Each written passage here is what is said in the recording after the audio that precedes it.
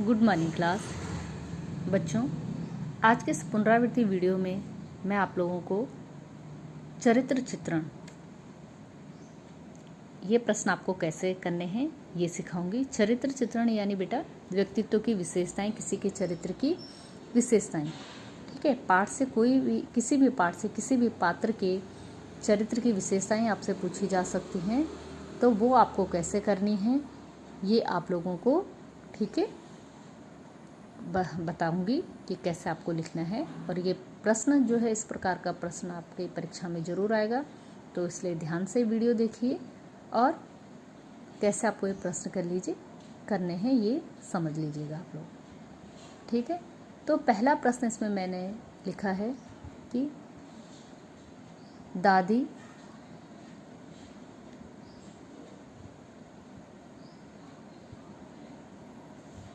दादी माँ के चरित्र की कौन सी विशेषताएं आपको अच्छी लगती हैं। दादी माँ के चरित्र की कौन सी विशेषताएं आपको अच्छी लगती हैं। तो दादी माँ पाठ जब हमने पढ़ा था, याद है आप लोगों को? दादी माँ जब पाठ हमने पढ़ा था तो उसके आधार पे जो है हमें दादी माँ के जो है कौन कौन सी बातें अच्छी लगती थी उनके व्यक्तित्व की, वो हमें लिखना है। यहाँ मैंने कुछ जो है पॉइंट्स लिखे हुए हैं, कुछ बातें लिखी हुई है। ज़रूरी नहीं कि आपको यही लिखनी है। अगर आपको दादी माँ के चरित्र की इसके अलावा कुछ और बातें अच्छी लगती हैं तो आप वो भी लिख सकते हैं, लेकिन इसके लिए आपको पाठ को ध्यान से पढ़ना होगा, ठीक है, तभी आप लिख पाएंगे। तो चलिए इसमें क्या है मैं आपको बताती हूँ। दादी माँ स्वभाव से भले ही सख्त थी। पाठ में हमने देखा कि दादी माँ स्वभाव से बहुत सख्त थी, सबको डांट के रखती थी, ठीक है, लेकिन उनका हृदय बहुत कोमल था। एक घटना हमने देखी थी कि रामी की चाची को जो है दादी माँ पैसों के लिए बहुत डांट रही थी, किंतु अगले ही दिन दादी माँ ने क्या है, पिछला कर्जा भी उनका पूरा माफ़ कर दिया था और उनकी बेटी की शादी में अपनी तरफ से भी कुछ पैसे दिए थे। ठीक है, तो वह स्वभाव से भले ही सख्त थी, किंतु उनका हृदय बहुत कोमल था। वह दयालु थी, वह हिम्मती तथा आशावादी महिला थी। ठीक है, ये भी हमने देखा उनके चरित्र की विशेषताएं कि जब पूरा जो है घर कर्जे में डूब गया था और किशन भैया रोने लगे, तो दादी माँ ने उनके सर पे हाथ फेरा और कहा, रोता क्यों है, अभी तो मैं हूँ। और अपने संदूक से अपने सोने का कंगन निकाल के किशन भैया को दे दिया, ठीक है, और कहा कि ये जो है ऐसे ही वक्त के लिए तुम्हारे दादाजी ने मुझे दिया था। ठीक, तो बहुत हिम्मती, वो घबराने वाली महिला नहीं थी, विपरीत परिस्थितियों में भी, और आशावादी महिला थी, हमेशा अच्छे के लिए सोचती थी, हमेशा ये सोचती थी कि कुछ ना कुछ ज़रूर अच्छा होगा। वह सभी का बहुत ध्यान रखती थी, ठीक है, पूरे घर का सभी का बहुत ध्यान रखती थी वह स्वच्छता पसंद महिला थी। हमने पढ़ा था पाठ में कि स्वच्छता उन्हें बहुत पसंद थी, और जब कोई बीमार हो जाए तब तो बहुत ही ज़्यादा बार बार जो है घर साफ़ कराना, बिस्तर साफ़ रखने, है ना, बर्तनों को साफ़ रखना, बीमार के कमरे में कोई बिना नहाए ना चला जाए।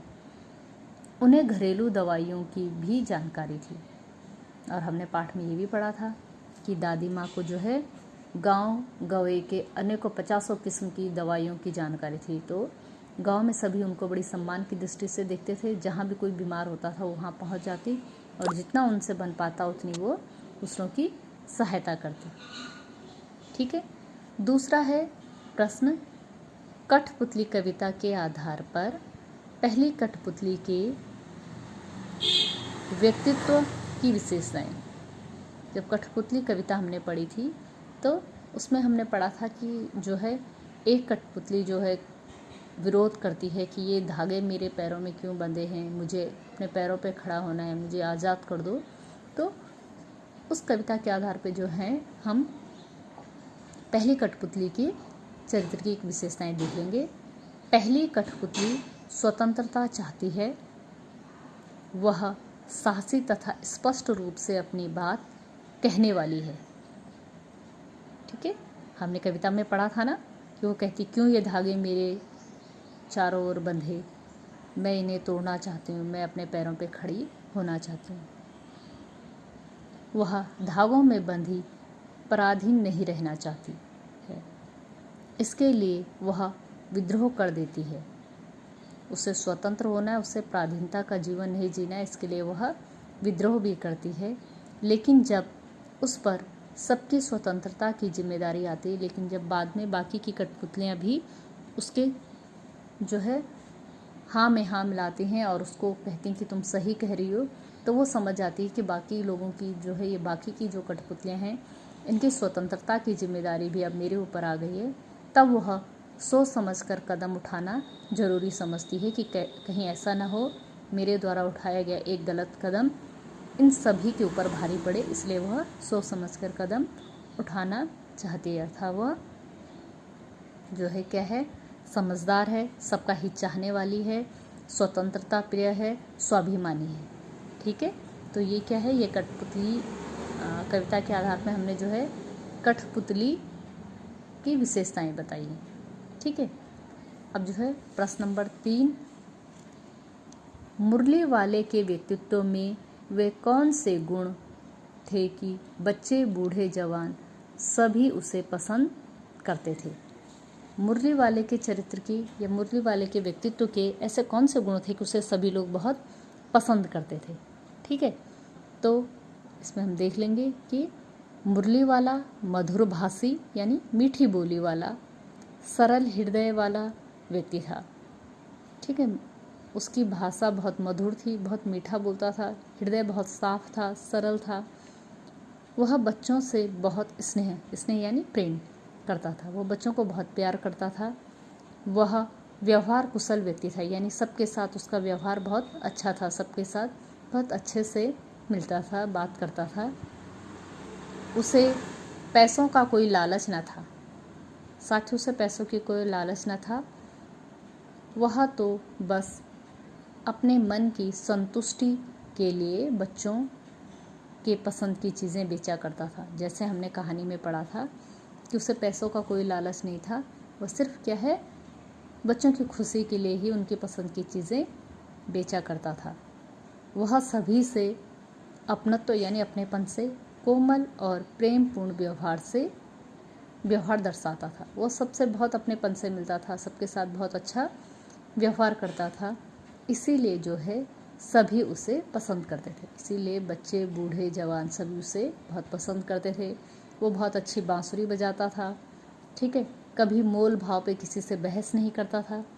ठीक, और उसकी भाषा भी बहुत मधुर थी, इसलिए सब लोग उसको बहुत पसंद करते थे। तो ये क्या हुआ, ये मुरली वाले के व्यक्तित्व की क्या है, विशेषताएं हैं। ये जो प्रश्न मैं आप लोगों को वीडियो में दिखा रही हूँ, ये सभी प्रश्न आप लोगों को अपनी कॉपी में लिखने हैं। ठीक है, और इसी प्रकार के, जरूरी नहीं कि यही प्रश्न हो, इसी प्रकार के प्रश्न जो हैं आपके पास परीक्षा में आएंगे। ठीक है, तो पाठों को आपको ध्यान से पढ़ना है, जो भी पाठ हैं, और प्रश्न किस प्रकार से करने, वो ऐसे ही करने हैं जैसे मैं आपको बता रही हूँ। प्रश्न नंबर 4 है, सेठ माधव दास के व्यक्तित्व की विशेषताएं लिखिए। सेठ माधव दास के व्यक्तित्व की क्या विशेषताएं हैं वो हम यहाँ पे देख लेंगे। सेठ माधव दास, चिड़िया की बच्ची पाठ में हमने सेठ माधव दास के बारे में पढ़ा था। ठीक है, कहानी में सेठ माधव दास के बारे में पढ़ा था। तो अब उसके चरित्र की क्या क्या विशेषताएं वो जरा हम यहाँ पे देख लेंगे। माधव दास बहुत धनी व्यक्ति हैं। उनके पास संगमरमर की नई कोठी है। घर में कई नौकर चाकर भी हैं। उनको कला से बहुत प्रेम, कला यानी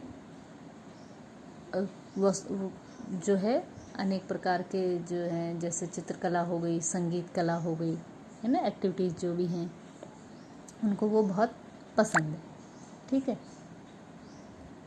वे सुंदर अभिरुचि यानी इच्छा के व्यक्ति हैं। उन्हें सुंदरता बहुत पसंद है, सुंदर चीज़ें बहुत पसंद करते हैं।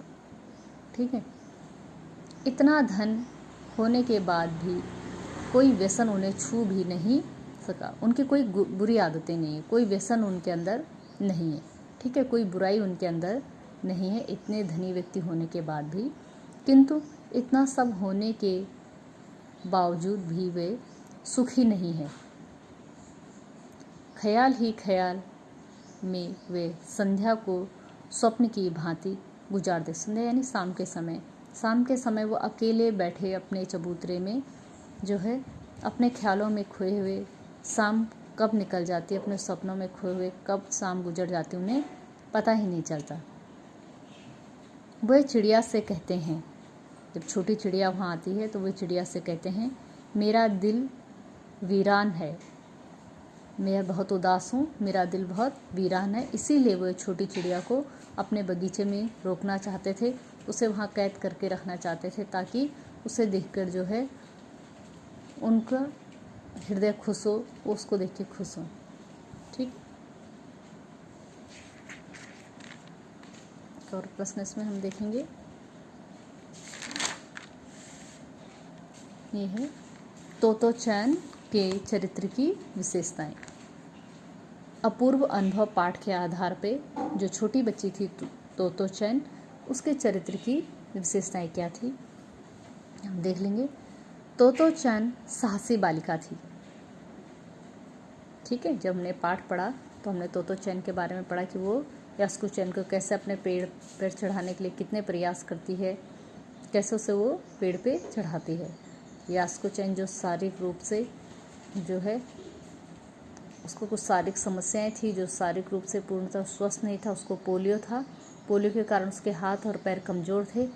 बावजूद इसके भी, क्योंकि वह स्वयं जो है पेड़ पे नहीं चढ़ सकता था, बाकी बच्चों की तरह उसका अपना कोई पेड़ नहीं था, ना ही वो पेड़ पे चढ़ सकता था, इसलिए जो है तोतो चैन चाहती थी कि वो भी पेड़ पे चढ़े, वो भी उस अनुभव को प्राप्त करे जो बाकी बच्चे प्राप्त करते हैं। तो उसने जो है हिम्मत दिखाई, साहस दिखाई और यास्कू चैन को अपने पेड़ पे चढ़ाया। तो वो कैसी बालिका थी? साहसी बालिका है।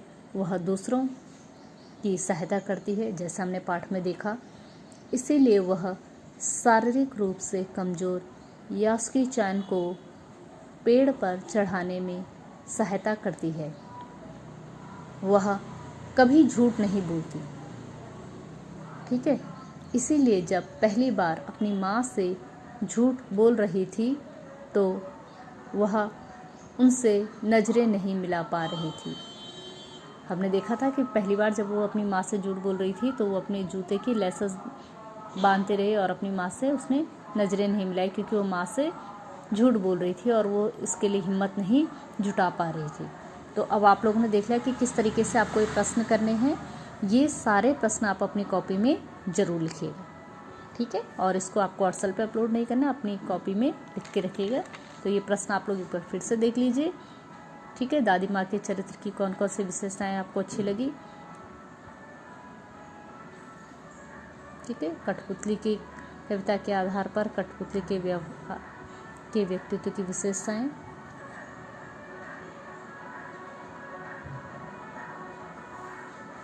इसी प्रकार से मुरली वाले के व्यक्तित्व की विशेषताएं।